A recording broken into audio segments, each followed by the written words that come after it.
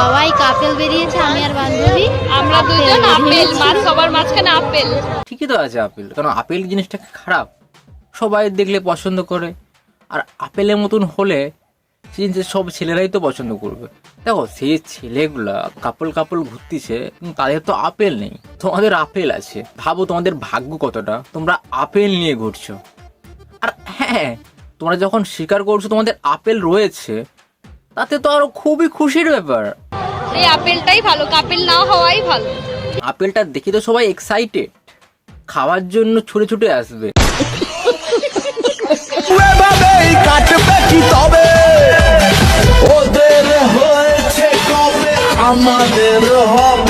অনেক বিয়ে দেখেছেন, কিন্তু এইরকম বিয়ে আপনারা জীবনেও দেখেননি। দেখেছেন কেউ অনলাইনে বিয়ে করে, মানে একটা জায়গায় তার বয়ফ্রেন্ড আছে আর আরেকটা জায়গায় তার গার্লফ্রেন্ড আছে, সেখানে সে অনলাইনে বিয়ে করেছে।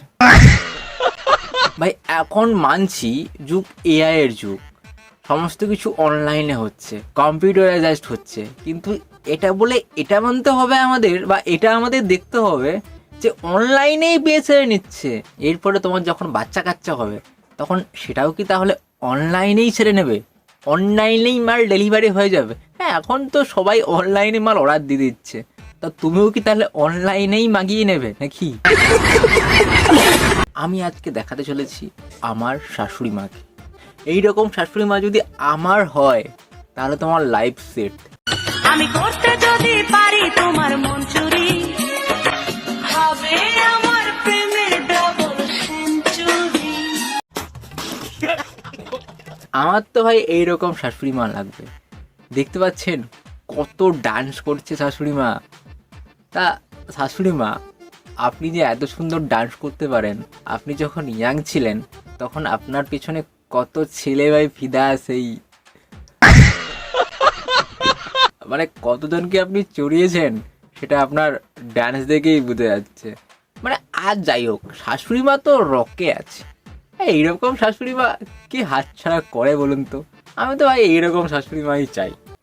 আমি করতে যদি পারি তোমার মন চুরি, হবে আমার প্রেমের ডাবল সেঞ্চুরি। আমার একটা ইউটিউবার ফ্রেন্ড আছে, সে সবসময় শুধু আমাকে বলতো যে আমি আজ পর্যন্ত ভিডিও বানিয়ে যাচ্ছি, আজ পর্যন্ত আমার পার্টনার জুটলো না। তা তুই যদি একটা এরকম সুন্দর বউ ঘরে রাখিস, সে এরকম সুন্দর ভিডিও বানায়, তাহলে পার্টনার কিসের প্রয়োজন?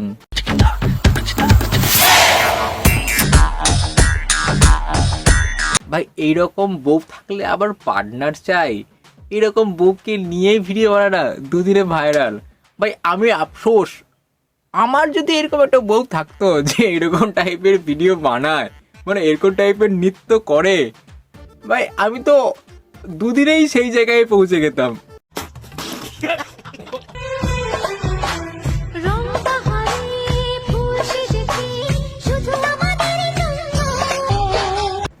কাকু আস্তে আস্তে মানছি বিয়ের আগে নাচ করনি, ফার্স্ট টাইম হয়তো বউয়ের জন্য নাচ করছো, কিন্তু একটু আস্তে নাচো, এত এক্সাইটেড ভালো নয়।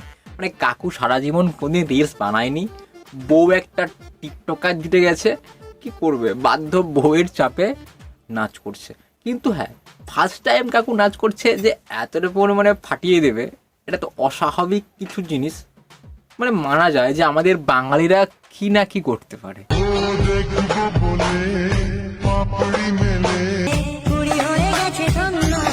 হতে পারে কাকু ফার্স্ট টাইম করছে, কিন্তু তার পুরোটাই ক্রেডিট যাচ্ছে বৌদির উপরে। ভাই ডিগবাজি কি যে পিছলে, মানে এই যে ডিগবাজিটা দিলে তারপরে তোমার বৌদি যে উপরে বসলো, আমি তো প্রথমে ভাবছিলাম হয়তো হাড় ফাড় ভেঙে যাবে।